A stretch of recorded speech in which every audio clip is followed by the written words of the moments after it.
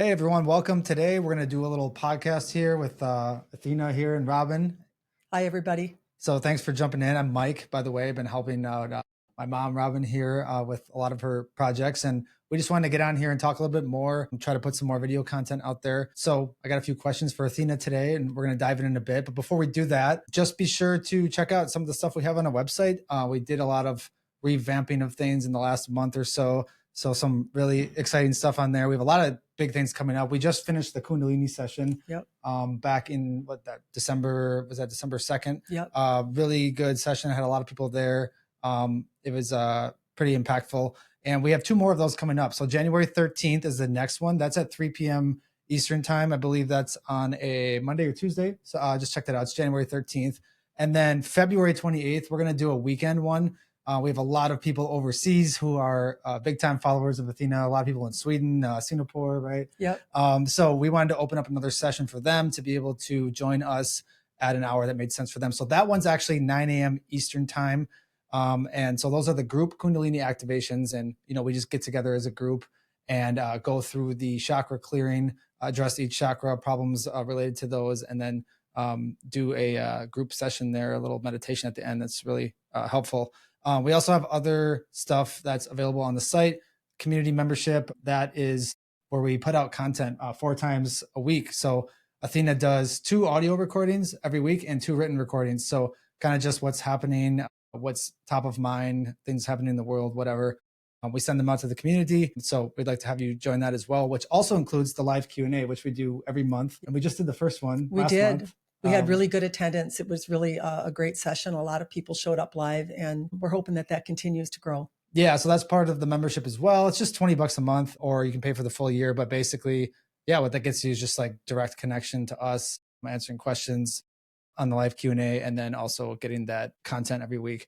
We also have the Ask Athena. If you have a question on email, you can jump in and ask that anytime. That is available on the website. And obviously the private sessions and the private Kundalini activations are on there as well. So a lot of stuff on there. Just want to make you aware of it in case you're not. So check it all out, athenaintruth.com. So now we are just going to get into some questions. I prepared some questions ahead of time that I felt were kind of interesting. You have no idea what no I prepared, idea, right? Yeah. Oftentimes when I do an interview, I don't have any idea what I'm going to be asked. And I suppose that would seem to some people like that's maybe difficult or something that you worry about. But that's the great thing about what I do is I just show up and the information just comes through. So I don't really have to worry a whole lot about what I'm being asked. Although Mike might ask me something as Robin, who knows? Yeah, I don't. Do you like to know ahead of time, like what is coming or what you need to prepare Not for? really. Just going in like Actually, rogue? the less I think about it, the better the transmission Yeah. is. So I'm pretty detached most of the time. And the less I know, the better it really is for me. I find that for me too, if I'm doing like a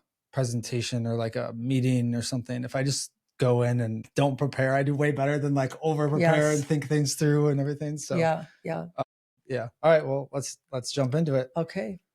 All right. So my first question that I had here is kind of what I've been noticing kind of in the world, but from friends and people that's mentioned this, it's about anxiousness and about anxiety. So why are people so anxious right now? And why is that a thing that's seems to have kind of come on in the last 5 or 10 years? I have grown men telling me for the first time they feel anxious, tough guys, everyone anxiousness. I've kind of felt it myself. Where does that come from, and like what is the cause of anxiety, and why is this happening now?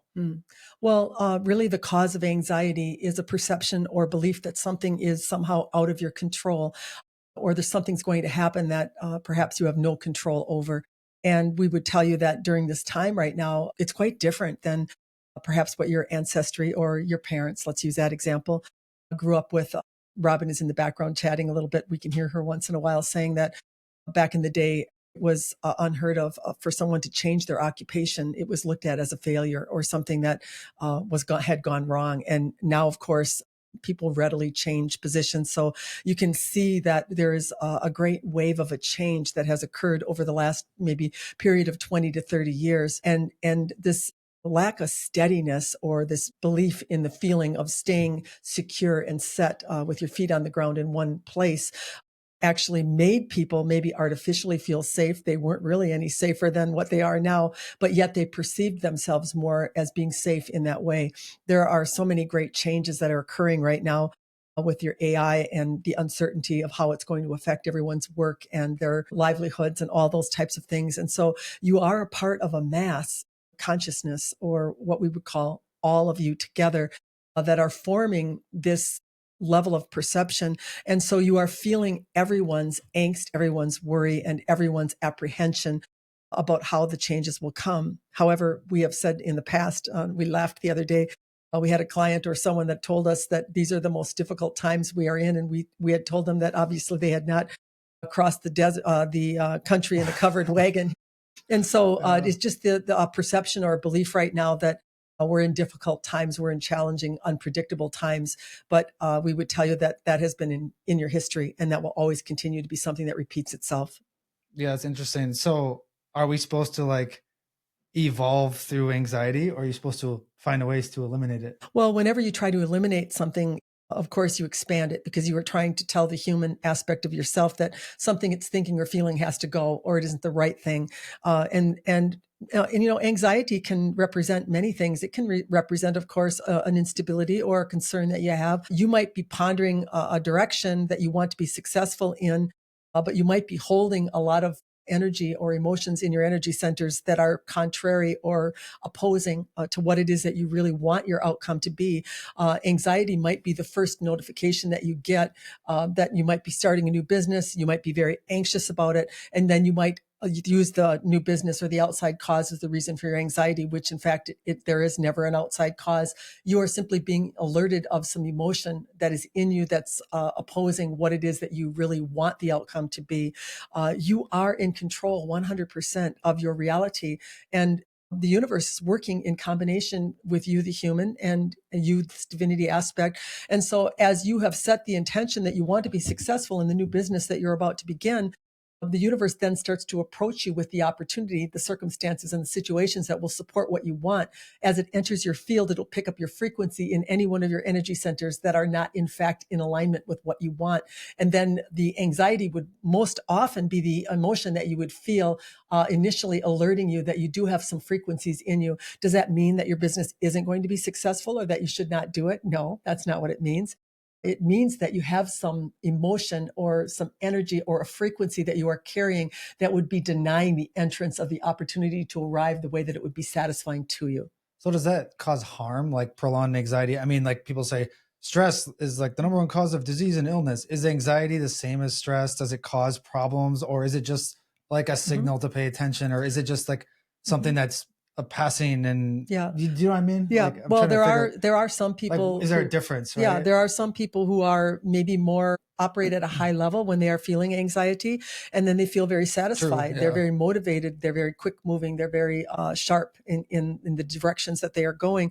And therefore do not feel it necessarily as a negative. Well, a lot of leaders force anxiety too. Yeah. They like push people, and they're like, they scream at Yeah. people at sports and whatever. Like, Yeah. so it's like a technique, right? Is Yeah. that good? Well, It's like, anxiety can have a broad spectrum of meaning. It can be something that surges through you to motivate you to move in a direction very quickly and very satisfyingly sometimes. But then there could be anxiety that is more fear-induced or more thought-induced, where you are projecting outcomes that you are not liking the feel of, and you are therefore expanding more and more of that anxiety or that burn that you feel inside of you. Because you are actually separating yourself from you and you. You know, if a human could understand that you are never interacting necessarily with the rest of the world, you are interacting between a divinity, a higher frequency part of you, and then you as the human. And so when you feel anxiety, it is you moving away from what you want. It is you having already created what you want and now distancing yourself from it, which is causing the negative emotion that you are feeling. Often the human will immediately rush to the perception or the belief that, oh, maybe they shouldn't be doing what they're doing. Maybe the business isn't going to be successful. But if you could call yourself back in, whistle that dog back to alignment by letting yourself know that you are the one that makes success. You are the one that has already made success. The moment that you have felt something or desired something in your experience, the way that you want to feel it exists. And so the only reason that you are feeling that frequency of fear or anxiety is because you are now questioning whether you are the creator or not, whether you can get what you want or not. And in fact, that already exists. So you are feeling the separation between you and you.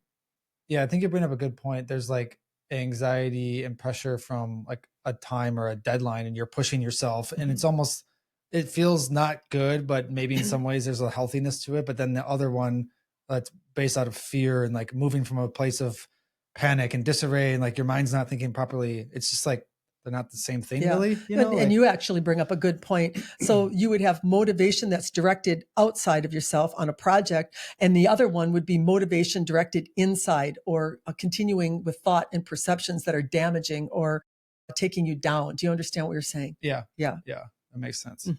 So kind of like taking that thought process of maybe there's a little bit more anxiety in the world these days than there was in the past. I don't know if it's true or not. It kind of feels true, but maybe it's just self-induced. What kind of anxiety do you think that there might have been for people who did not have grocery stores or did not have access to food to feed maybe a family of Right. 6 or It's 8? like, A family that they could not control the number of, by the way, that kept multiplying whether they wanted to or not. There was great angst, great worry.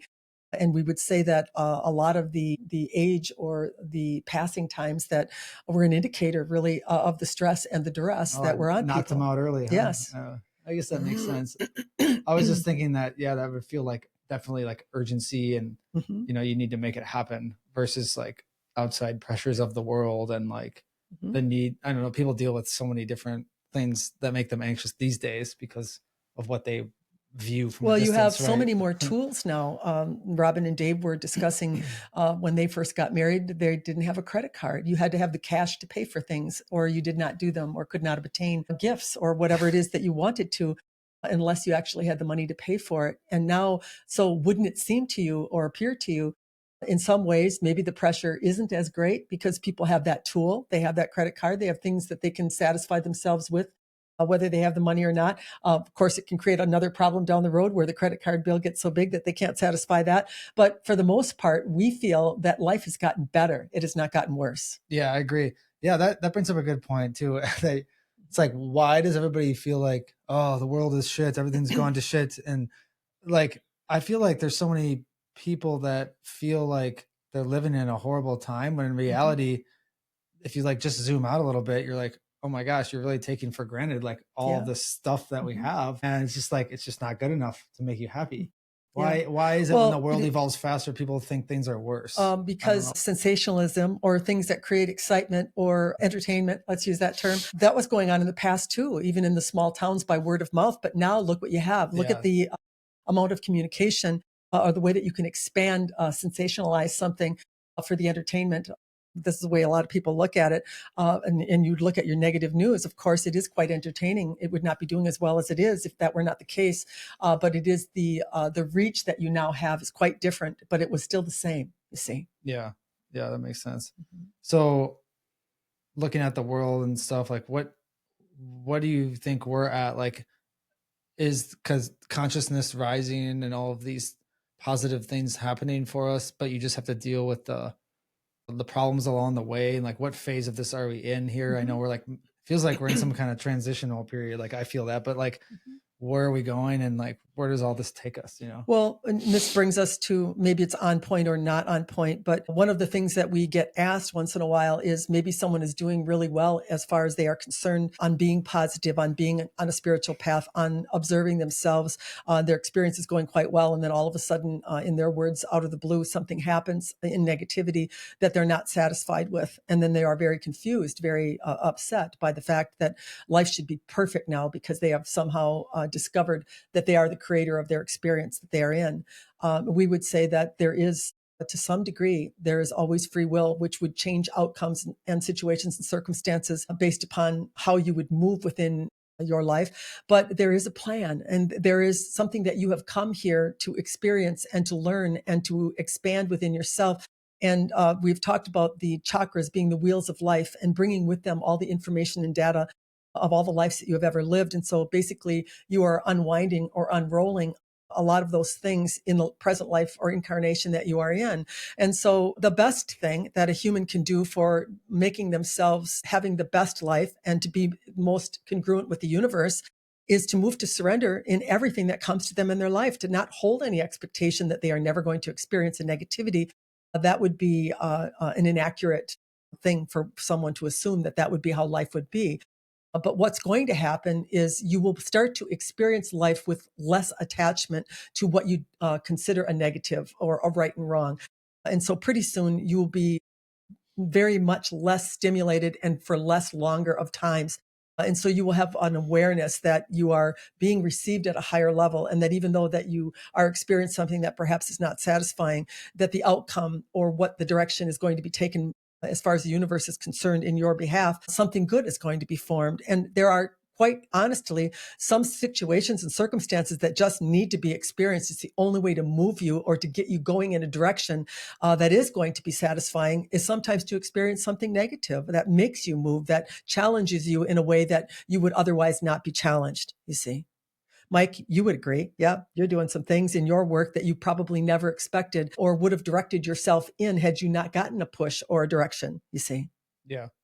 Yeah. I mean, you don't, like I said before, I think you don't know until you look back, until it's already Yes. done. Yeah. But if you can, in the current moment, zoom out and try to look and analyze it in this current moment and be like, oh, this is happening for this reason or whatever. I don't quite see it yet. Or I do see it maybe I think as you get more experience with Yeah. life, you kind of do see where it's going. Yeah. But after it happens, it's so easy to be like, I know why I moved to Seattle and then ended up moving to Puerto Rico and then ended up moving to Yes. back to Seattle and then moving to Wisconsin. And, like, Mm-hmm. oh, it all makes sense. Yeah. But like at the time, you're so in it. You're like, Yeah. how do I see this? But actually, it's hard, right? the more that you can move to surrender, and it's why it's one of the topics that we value the most and talk about the most, because if you would just allow yourself to experience life in whatever way that it came to you, and then actually just surrendered to it and allowed, it would move very quickly out of your experience, and you would begin to see that map much more clearly and much more quickly. Yeah, that makes sense. It's the resistance. It's the idea that you as a human are experiencing something, quote unquote, that you should not be experiencing. Every experience is a divine experience. Everything is being created by the creator. You are feeling your life, but you are not the one that is bringing it to yourself, you see. So why are some people good at manifesting and then for most people it fails? Well, most people are carrying a lot of frequency that's denying the entrance of the positive experience that was created by the negative experience that they sent to the universe. That's just telling it in a long story short. There's absolutely nothing that you are feeling that is a negative or that is not wrong. You are communicating with a frequency based upon how you're feeling in your experience, and you're allowed every emotion. None of them are wrong. None of them are considered as bad as you might deem them. And so when you can finally just surrender and just allow and then know, you will eventually be assisted in that frequency, in that understanding. The universe will receive you in a creator energy, or one that knows how it creates its experience, and therefore it has no need to continue to mirror you experiences that it thinks that you do not understand the meaning of. Once you understand the meaning that a mirror that is coming to me is a call to heal, there's something that is being shown to me in the way that I am feeling in this present experience that's denying the good experience from reaching me. That's what's actually happening. So is it easier to, okay, I'm thinking about manifestation. It seems like it's easier to screw up than to get it right. Is that accurate? Because it's like we're basically saying like it's hard for a lot of people and it requires this like intense self-awareness and reflection and like honesty with yourself. Why is it so damn hard compared to It isn't hard. You make it hard. Yeah. And manifestation is not something you're making happen. It's already happened. So what you want exists. And now it's a matter of looking within yourself to find out, what am I holding that's preventative of those experiences in the way that they will make me feel from actually coming to me. So now I have a project in noticing and paying attention to maybe some frequencies that are of a lower feeling tone that are actually denying, or experiences that are coming to me that I think there's an outside cause for. They make me feel angry. They make me feel frustrated. They make me feel controlled or dominated. When I start to look at these things and notice that this is my own creation and I'm actually being given an opportunity to heal an emotion. How do you heal an emotion? By being aware of it. Your divinity aspect resides in your complete understanding and knowing that it is aware of itself. It knows that it is creating by how it feels. Oftentimes, a human in suffering is unconscious. They are not oftentimes, they are unconscious. They are separated from the divinity aspect of themselves where the flow comes from. And so the reason they suffer is because they are denying the entrance of their own flow, of their life force energy that would give them passion, that would give them direction, that would give them satisfying experiences that would come to them, they actually are denying that by frequencies that are unconsciously held within them. And so our observation, or what we have told humans, is the golden key to creation and to manifestation is the observation of yourself in everything that you feel. Anytime that you're blaming someone else, your ears should just pop up. Your body should become hyper aware that I am using an outside cause, and therefore I'm expanding my own negative base. I'm actually going to get more mirrors that feel this way by the way that I'm looking at this, instead of looking inside of myself and really taking a look at what brought that mirror to me. What is it that I have felt within myself? I don't have to change it. It doesn't matter really what brought it to you. What matters is that you become consciously aware of it. And in that consciousness, you become connected to the divine, and the divine frequency will actually melt away any negativity that you are holding. So why do some people feel lost and their life is good? I've heard people say before, I've got everything. I've got this, family's great, like my job, like this, with that, but I just have no purpose. I feel lost. Like, what does that even? Because they are What do you do with holding that? a contrived idea or thought or perception of something that they quote unquote should be or could have been or should be doing. And so perhaps they have done it and then realize that the satisfaction doesn't come. The only way that you're going to achieve full satisfaction in the human body is through the love of yourself. And what that means is I surrender to my free will choice to pick and choose an emotion as a frequency to create with. And that's all I do. That's my job.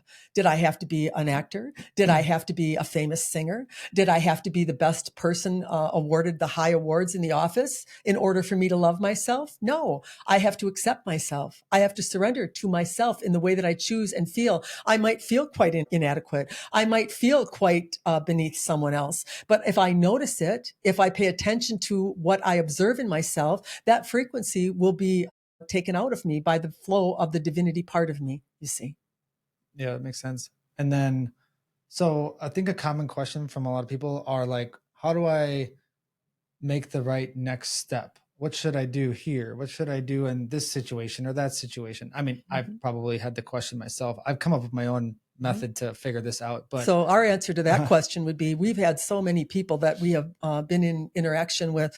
We want people to go out and love their life, love themselves, and be complimentary to others as much as they can. The more that you let the reins go, the more love, the more freedom, the more acceptance and surrender that you have within yourself, more and more opportunities will fall onto your lap. And it won't be action that you will have to commit to in struggle. It will be inspired action. There's a big difference between inspired action and forced action. Many of you are in forced action. You are doing things because you are fearful if you don't do them, you won't get the outcome that you want. But we are telling you the outcome that you want already exists. And if you will move to a frequency that is compliant with the universe, which is very loving, very happy, very joyful, and very enjoying your life, you would get those things dropped on your lap with no left efforts at all, you see. Yeah, I always tell, this is like something I learned, like it's like I don't know what to do or in a relationship or this or that, and I always, my best answer is usually just like try to create the best version of yourself. That's it. Because if you do that, you're gonna have all the options in the world, right? Absolutely. The person will come back, the person will leave, then another person will show up. Like whatever it is, the universe will fling its doors open to you in your joy, in your happiness, and in your acceptance of yourself. And so once you understand that there is no level of achievement that you must reach in order to be a worthy being, that the most loving and accepting thing that the universe can view you in is you loving and accepting yourself. Yeah. I think the answer for me, I think when you're thinking through next steps, a lot of people overthink and come up with a lot of different things and try to think through stuff. I was guilty of doing that too, but now my new process is I just do something. Think about it. Right? Think about it realistically in the teachings that we have offered. All that you want in the way that you want to feel exists.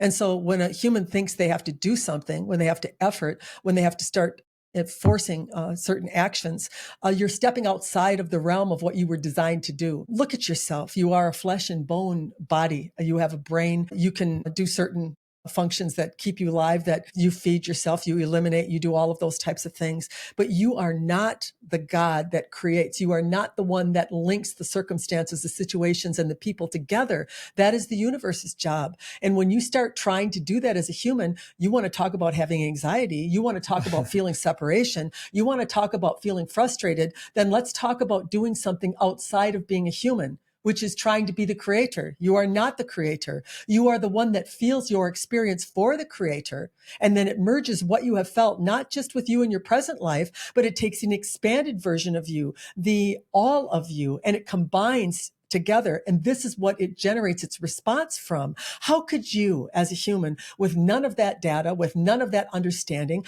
ever cultivate the perfect experience for yourself? You never could, so you never should even try.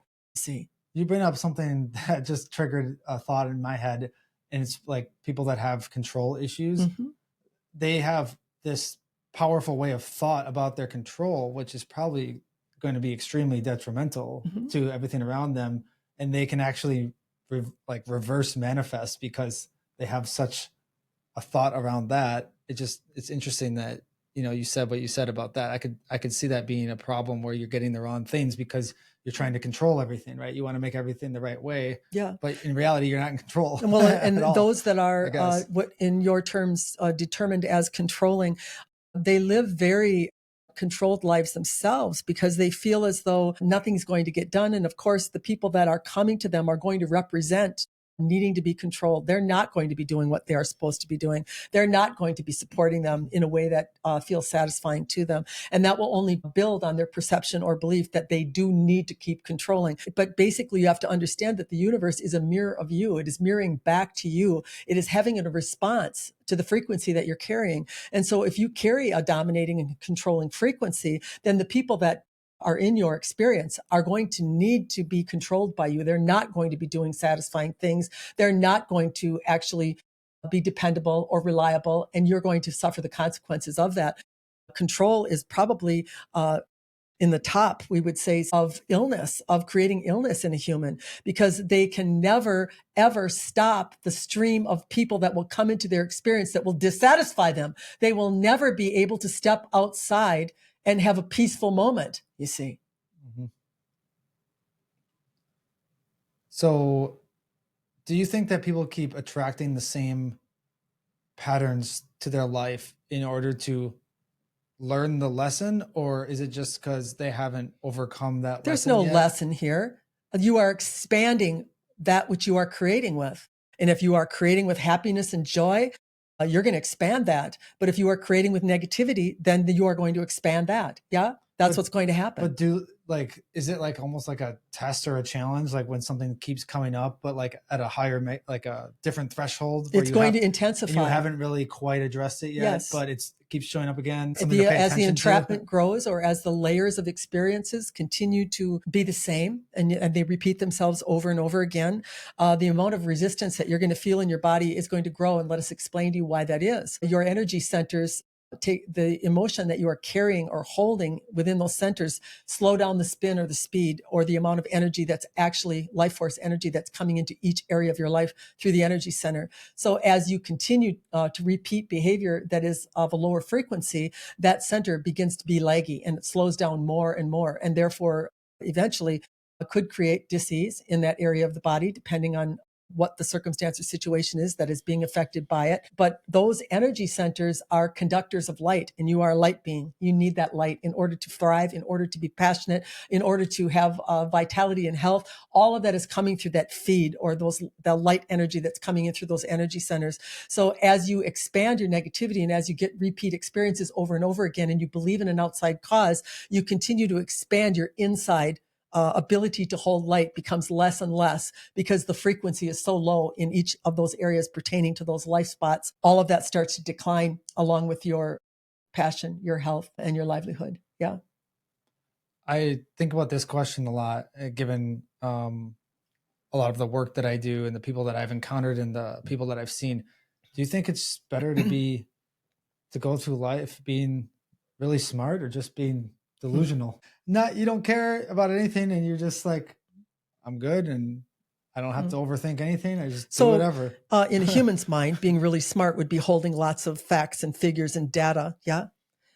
Which isn't very useful. I guess, yeah. Oftentimes. Or like Yeah. what society Yeah. considers you to It's be useful, smart. in fact, if you want to prove to someone that you are quote unquote smart, or you hold something that someone else doesn't hold. Yeah.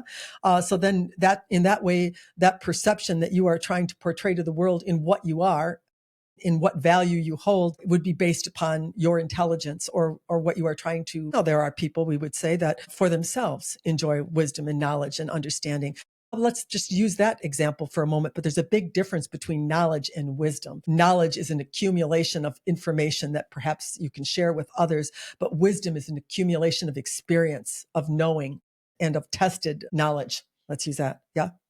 So how does knowledge then tie into like the spiritual experience? Because I know from what you've done, you did a ton of studying and research and all this kind of stuff. And I think that's fairly common for people that channel or do things like that. So is there this level of knowledge that and or experience that is knowledge required that to is do this stuff? applicable or expressed in a way that is your passion is very beneficial. And it's something that can be applied in your work, and then it is useful. But there are those of you, quite honestly, that are accumulating knowledge that is not being used, that is not useful, and not necessary. And this we would call not an intelligent person, we would call them a stupid person. You want to accumulate knowledge in a direction that you can apply it, because applied knowledge becomes wisdom. If you are just accumulating knowledge and you are not applying it anywhere, you are not using it in your work, and it is not helping anyone, what good is it? You see? Yeah. So we were talking about this the other day, Robin and I guess, and family, whatever.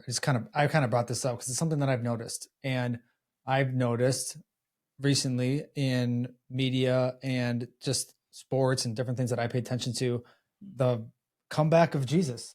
The rise of Jesus is happening in society. We went from, I think it was a little bit cooler to be more atheist and be more like spiritual and be more whatever. But I'm seeing 21, 22-year-old kids thanking Jesus after a game. I'm seeing Jesus mentioned on TV.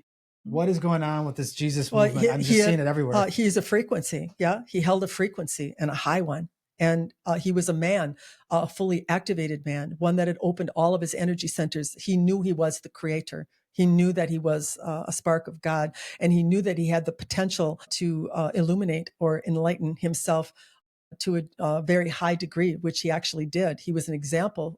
He was not necessarily here to be worshipped, although he did end up being worshipped. But he was more of an example of a potentiality of which all of you hold, you see. And as the frequency of the planet rises, then it nears more to his frequency or to what he experienced. And as others are starting to open up and understand that they are the creators of their experience, and that there is nothing that they cannot accomplish, there's nothing that can't be or do that they have not already become, simply by having the desire of it. It is there.